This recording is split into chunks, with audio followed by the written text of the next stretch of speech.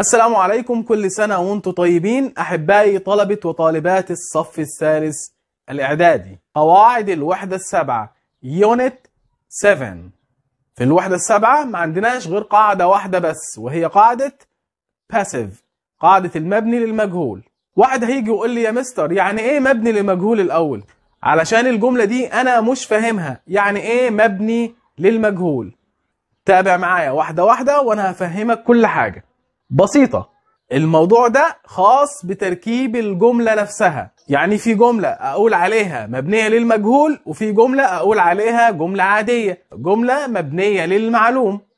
يعني الفرق ما بين الجملة العادية والجملة المبنية للمجهول في تركيب الجملة نفسها.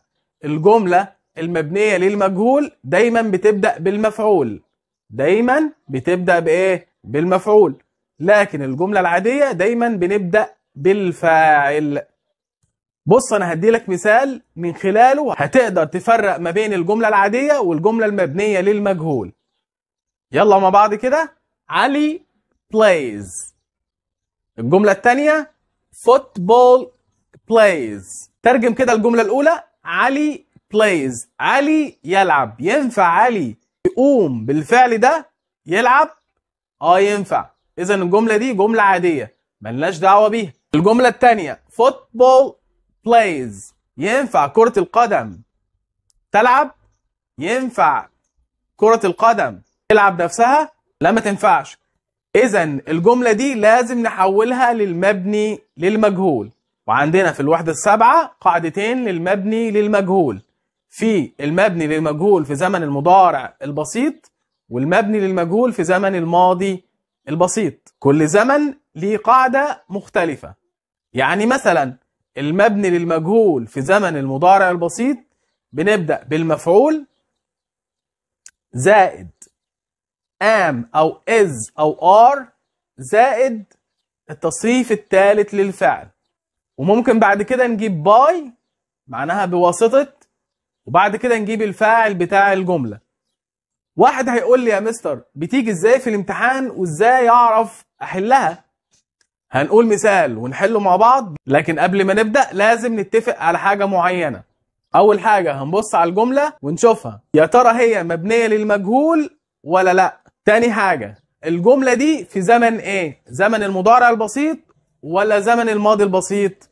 علشان لو كانت في زمن المضارع البسيط هنطبق عليها قاعدة المضارع البسيط، لكن لو كانت في زمن الماضي البسيط هنطبق عليها قاعدة الماضي إيه؟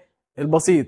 بالمناسبة قاعدة الماضي البسيط هنجيب المفعول وبعد كده was أو were وبعد كده تصريف الثالث للفعل. تمام؟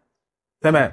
مثال football بين قوسين play by many people every year. every year. football بين قوسين play by many people every year. every year. أول حاجة هنعملها هنحدد الجملة دي مبنية للمجهول ولا لأ. من خلال إيه؟ من خلال إن الجملة دي بدأت بالمفعول ولا الفاعل. يلا بينا نشوف. football play، كرة القدم تلعب. ينفع؟ ما تنفعش. إذا الجملة دي بدأت بالمفعول. تمام؟ تمام. الشرط الثاني رقم 2 هنحدد الزمن بتاع الجملة. واحد هيقول لي يا مستر من خلال ايه احدد الزمن بتاع الجملة؟ اقول لك انا من خلال الكلمات الدالة. يلا بينا ندور كده. football play by many people every year. every year. برافو عليك. كلمة every تدل على زمن ايه؟ زمن المضارع البسيط. اذا هنطبق عليها قاعدة ايه؟ المضارع البسيط المبني للمجهول. خلاص؟ هفكركم تاني بقاعدة المضارع البسيط المبني للمجهول. هيتكون من ايه؟ نبدأ بالمفعول وبعده am أو is أو are حسب المفعول. لو كان المفعول مفرد هناخد is، المفعول جمع هناخد ايه؟ هناخد are زائد التصريف الثالث للفعل. يلا بينا نطبق الكلام ده. يلا بينا. هنقول ايه؟ football. ايوه. فوتبول دي مفرد ولا جمع؟ مفرد تاخد ام ولا از ولا ار؟ تاخد از، يبقى فوتبول از. تمام. وبلاي دي عايزين نجيب التصريف ايه؟ التصريف الثالث للفعل بلاي. بلاي يبقى ايه؟ عادي ولا شاذ؟ فعل عادي، هنحط له ايه؟ هنحط له اي دي، تبقى ايه؟ played. يبقى football is played. football is played by many people every year. ناخد مثال تاني، يلا بينا ناخد مثال تاني. A message sent by أحمد yesterday. A message sent by أحمد yesterday. أول حاجة هشوف الشرطين اللي أنا قلتهم لك. أول حاجة لازم نعرف إن الجملة دي مبنية للمجهول ولا لأ. A message send ينفع رسالة ترسل نفسها؟ لا ما ينفعش، إذا الجملة مبنية للمجهول. تاني حاجة أدور عليها الزمن بتاع الجملة. زمن الجملة إيه هنا؟ A message sent by أحمد yesterday. كلمة yesterday بتدل على إيه؟ بالأمس. بتدل على إيه؟ يا ترى مضارع ولا ماضي؟ برافو عليك، بتدل على الماضي. كلمة yesterday معناها بالأمس، إذا هنطبق عليها قاعدة المبني للمجهول في زمن الماضي البسيط. هنبدأ بالمفعول، بعده was أو were حسب المفعول. لو كان المفعول مفرد هناخد was، لو كان المفعول جمع هناخد were، وبعده التصريف الثالث للفعل.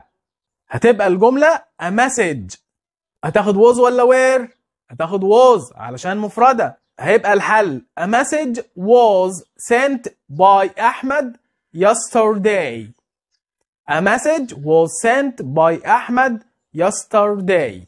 يلا بينا ناخد جملة وعايز أشوف الحل في التعليقات. The story write بين قوسين write by حمزة last week.